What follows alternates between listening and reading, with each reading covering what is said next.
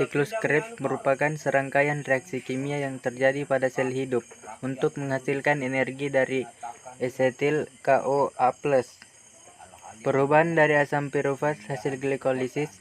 Siklus Krebs merupakan salah satu tahap respirasi aerob, yaitu proses menghasilkan energi di mana dalam prosesnya membutuhkan oksigen.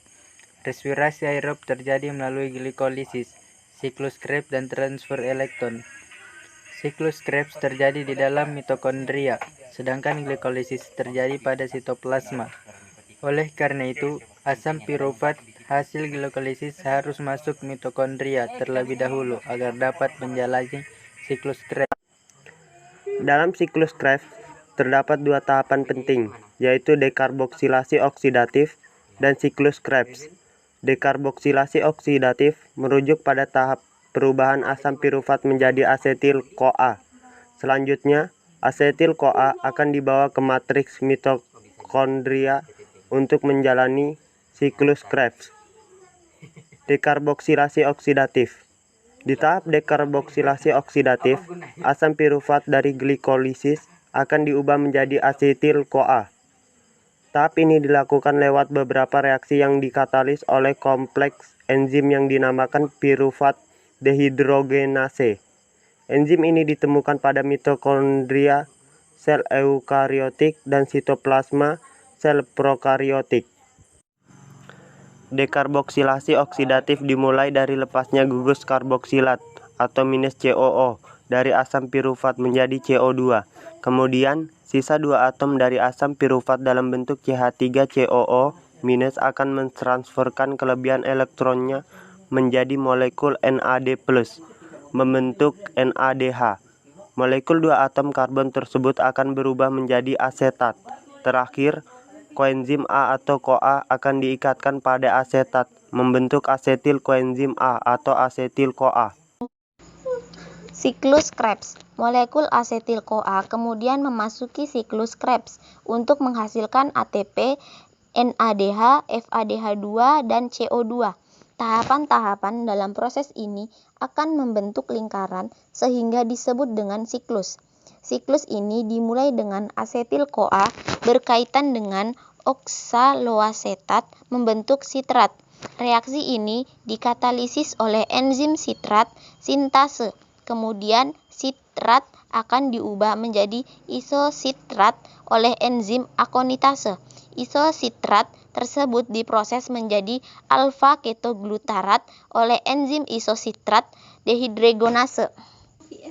Reaksi ini melepaskan CO2 dan menghasilkan NADH. Di sini saya akan melanjutkan materinya, yaitu selanjutnya alfa-ketoglutarat atau A-ketoglutarat diubah menjadi suksinil CoA oleh enzim alfa-ketoglutarat dehidrogenase.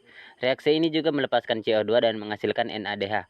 Suksinil CoA tersebut kemudian diproses menjadi suksinat oleh enzim suksinil CoA sintetase. Proses ini menghasilkan GTP yang kemudian dapat diubah menjadi ATP. Setelah itu, suksinat dari proses sebelumnya diubah menjadi fumarat oleh enzim suksinat dehidrogenase dan menghasilkan FADH2. Fumarat tersebut akan diubah menjadi malat oleh enzim fumarase.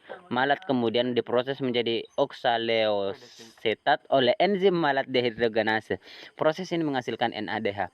Satu molekul asetil CoA yang diproses dalam siklus Krebs dapat menghasilkan 1 ATP, 3 NADH, 1 FADH, dan 2 CO2.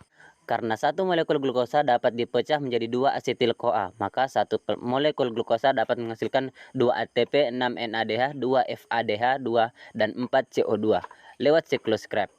Molekul NADH dan FADH2 tersebut nantinya akan memasuki proses transfer elektron untuk menghasilkan ATP. Baiklah, terdapat 8 tahapan siklus Krebs yang terjadi secara terus-menerus. Tahapan-tahapan tersebut adalah sebagai berikut.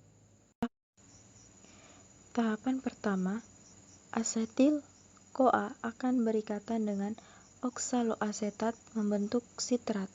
Reaksi ini dikatalisis enzim sitrat sintase. Tahapan kedua, sitrat akan diubah menjadi isositrat oleh enzim akonitase. Tahap ketiga, isositrat akan diubah menjadi alfa-ketoglutarat oleh enzim isositrat dehidrogenase. Dalam reaksi ini dilepaskan molekul CO2 dan dihasilkan NADH. Tahap keempat, alfa-ketoglutarat akan diubah menjadi suksinil-CoA oleh enzim alfa-ketoglutarat dehidrogenase. Dalam reaksi ini akan dilepaskan CO2 dan dihasilkan NADH.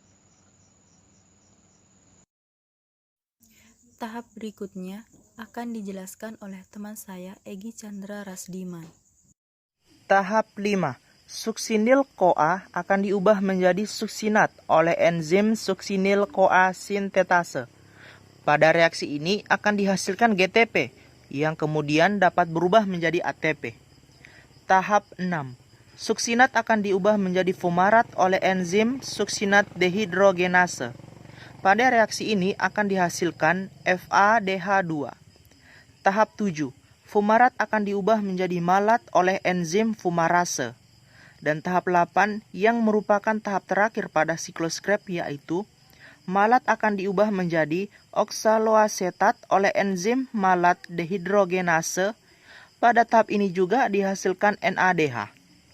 Saya akan menjelaskan hasil dari siklus Krebs, yaitu satu molekul asetil KOA yang masuk siklus Krebs akan menghasilkan 1 ATP, 3 NADH, 1 FADH2, dan 2 CO2. Karena satu molekul glukosa akan diubah menjadi 2 asetil KOA, maka satu molekul glukosa yang menjalani siklus Krebs akan menghasilkan 2 ATP, 6 NADH, 2 FADH, dan 4 CO2.